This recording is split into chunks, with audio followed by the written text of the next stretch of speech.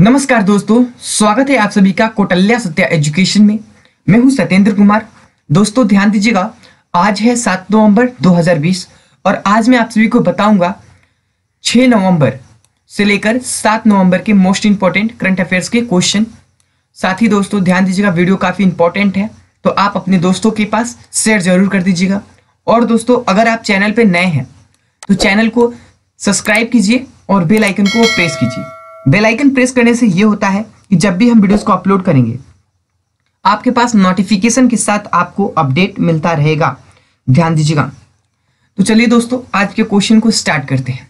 Question start करने से पहले दोस्तों अगर आपने चैनल के टेलीग्राम पेज को ज्वाइन नहीं किया है तो चैनल के टेलीग्राम पेज को ज्वाइन कर लीजिए। लिंक आप सभी को डिस्क्रिप्शन बॉक्स में मिल जाएगा। उस लिंक को क्लिक करके आप लोग चैनल के टेलीग्राम पेज को ज्वाइन कर सकते हैं। वहां पे दोस्तों आप सभी को डेली करंट अफेयर्स की पीडीएफ फाइल प्रोवाइड करा दिया जाता है ताकि आप लोग अपने लिए नोट्स बना सकते हैं। ध्यान दीजिएगा। तो चलिए दोस्तों आज का विचार जो है थॉट्स है, उस थॉट्स को देखने के बाद हम आज के क्वेश्चन को स्टार्ट कर देंगे। ध्यान दीजिएगा कि खुशी के लिए काम करेंगे तो खुशी नहीं मिलेगी। खुशी के लिए काम करेंगे तो खुशी नहीं मिलेगी, लेकिन खुश होकर काम करोगे तो खुशी और सफलता दोनों प्राप्त होगी। खुशी और सफलता दोनों प्राप्त होगी। किसी भी काम को करो दोस्तों तो खुश होकर काम करो, हमेशा खुश रहो। पढ़ाई करो या कोई भी काम करो तो खुश होकर करो, मन से करो तो ही आपको सफलता प्राप्त होगी। तो चलिए आज के मोस्ट इंपॉर्टेंट करंट अफेयर्स के क्वेश्चन स्टार्ट करते हैं। ध्यान दीजिएगा। पहला प्रश्न है दोस्तों, प्रश्न 1, मेघालय में बिजली वितरण में सुधार के लिए किस बैंक ने USD 132.8 मिलियन ऋण स्वीकृत किया? तो राइट आंसर होगा option D is right answer, एशियाई विकास बैंक। तो चलिए इस क्वेश्चन के मुख्य पॉइंट को समझते हैं। एशियाई विकास बैंक यानी कि ADB ने राज्य में बिजली वितरण नेटवर्क को बेहतर बनाने और उन्नत बनाने करने के लिए मेघालय को 132.8 मिलियन डॉलर के ऋण को मंजूरी दी। यह कोष मेघालय विद्युत वितरण निगम लिमिटेड MEPDCL की वितरण प्रणाली और वित्तीय स्थिरता को बेहतर बनाने में मदद करेगा। ध्यान दीजिएगा। चलिए अगला प्रश्न देखेंगे, प्रश्न नंबर 2। नेक्स्ट प्रश्न काफी इंपॉर्टेंट है कि किस राज्य ने सारथी SC और ST लोगों के लिए पहल की घोषणा की? तो राइट आंसर होगा option A is right answer, Paschim Bengal.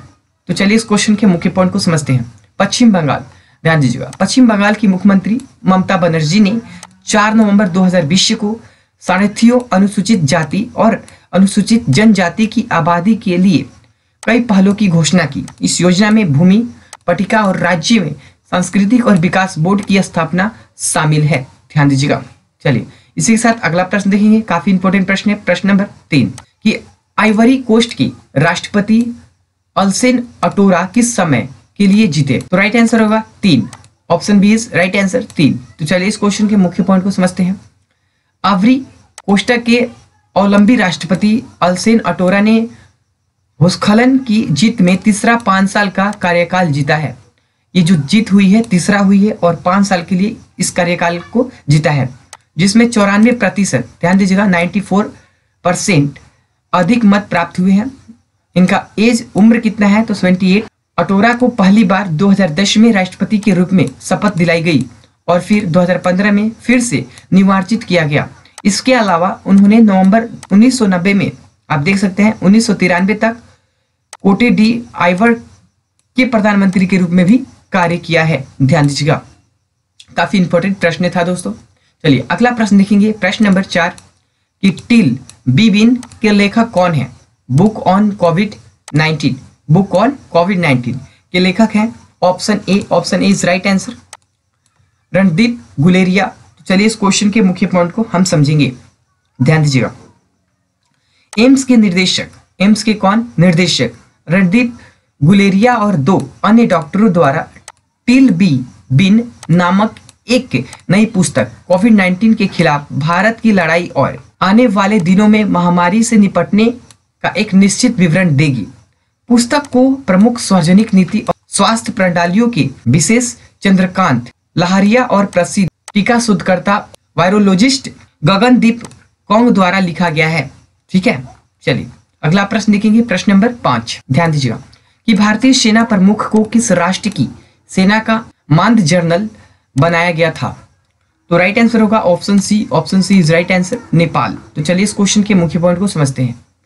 थल सेना अध्यक्ष जनरल एम नरवणेन को राष्ट्रपति विद्यादेवी भंडारी द्वारा नेपाली सेना के जनरल रैंक का मानद पुरस्कार दिया गया। उन्हें काठमांडू नेपाल में राष्ट्रपति के आधिकारिक निवास शीतल निवास में एक विशेष समारोह में सम्मानित किया गया।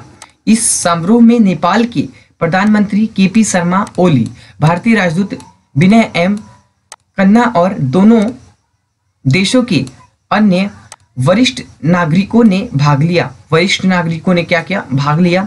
प्रधानमंत्री केपी शर्मा ओली कहाँ के प्रधानमंत्री हैं? तो नेपाल के हैं। ठीक है। भारत के राजदूत कौन है? तो विनय एम कन्ना। चलिए अगला प्रश्न देखेंगे, प्रश्न नंबर 6।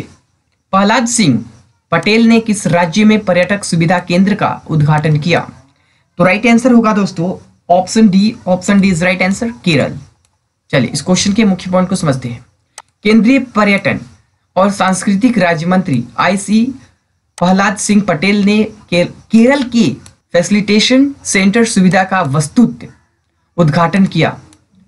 इसकी लागत बता दें आप सबको, तो पर्यटन गुरुवायूर केरल का विकास परियोजना के तहत सुविधा का निर्माण किया गया। इसमें लागत जो है लगा आपका 11.57 करोड़ रुपए। कितने लगे? 11.57 करोड़ रुपए। ठीक है।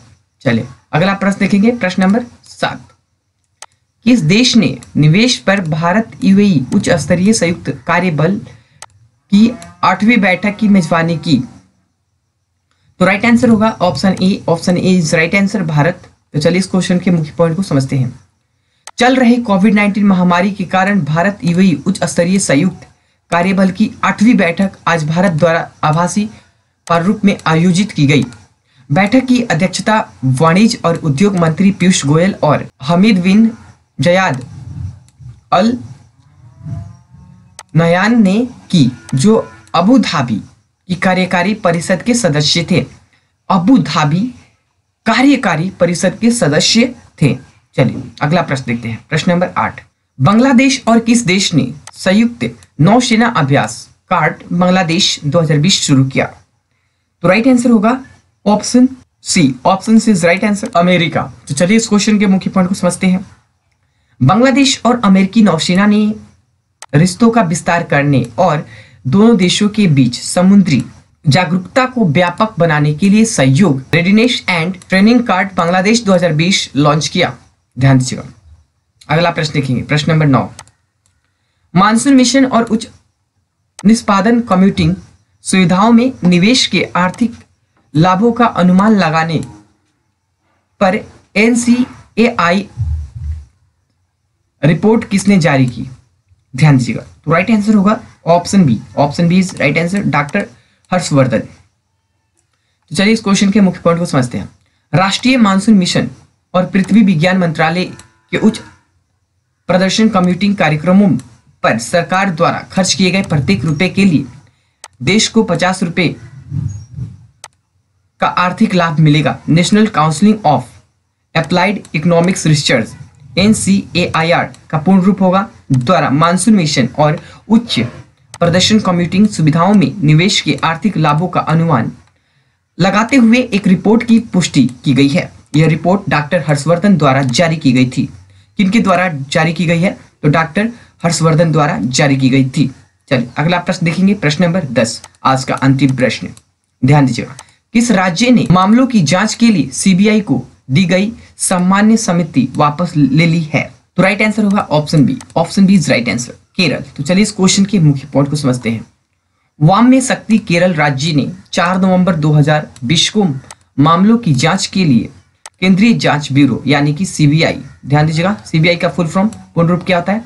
केंद्रीय जांच ब्यूरो को दी गई सामान्य समिति को वापस लेने का फैसला किया। इस फैसले के साथ राज्य गैर भाजपा शासित राज्यों जैसे महाराष्ट्र की सूची में शामिल हो गया। पश्चिम बंगाल में भी इस तरह का कदम हुआ है। ठीक है। चलिए ध्यान दीजिएगा दोस्तों, कौटिल्य सत्य एजुकेशन की तरफ से आप सभी को डेली बेसिस पे करंट अफेयर्स के क्वेश्चंस बताए जाते हैं। 7 नवंबर 2020 का क्वेश्चन आप सभी को कैसा लगा आप हमें कमेंट बॉक्स में कमेंट करके जरूर बताएं। साथ ही वीडियो के प्रति आपका कोई भी सुझाव हो तो हमें जरूर बताएं। ध्यान दीजिएगा, अभी तक आपने वीडियो को लाइक नहीं किया है तो लाइक कर दीजिए और चैनल को सब्सक्राइब कीजिए और अपने दोस्तों के पास शेयर जरूर कीजिएगा। और तो और दोस्तों, अभी तक आपने टेलीग्राम पेज को ज्वाइन नहीं किया है तो टेलीग्राम पेज को ज्वाइन कर लीजिए। लिंक आप सभी को डिस्क्रिप्शन बॉक्स में मिल जाएगा। वहां पे दोस्तों आप सभी को डेली करंट अफेयर्स के PDF फाइल प्रोवाइड करा दिया जाता है ताकि आप लोग अपने लिए नोट्स बना सकते हैं। नोट्स बनाना बहुत ज़्यादा जरूरी है क्योंकि आप लोग जब नोट्स बनाते हो तो आपका रिवीजन होगा और रिवीजन अति आवश्यक है। हर एक वीडियो में मैं इस लाइन को बोलता हूँ दोस्तों, ध्यान दीजिएगा। और दोस्तों, अगर आपने चैनल को सब्सक्राइब नहीं किया है तो चैनल को सब्सक्राइब कीजिए और बेल आइकन को प्रेस जरूर कीजिएगा। बेल आइकन प्रेस करने से ये होगा कि जब भी हम वीडियोस को अपलोड करेंगे आपके पास नोटिफिकेशन के साथ आपको अपडेट मिलता रहेगा। ध्यान दीजिएगा। तो चलिए दोस्तों, अगले वीडियो में मिलते हैं। नमस्कार।